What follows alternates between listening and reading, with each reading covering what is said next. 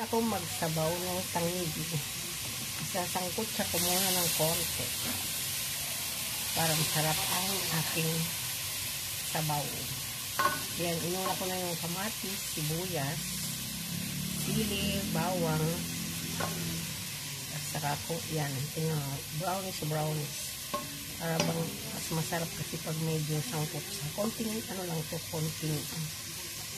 konting mantika lang.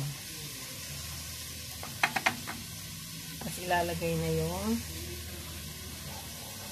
lalakasan ko na yung apoy kasi ilalagay ko yung sabaw. Tapos pag kumulo, ilalagay ko na yung ito, yung malunggay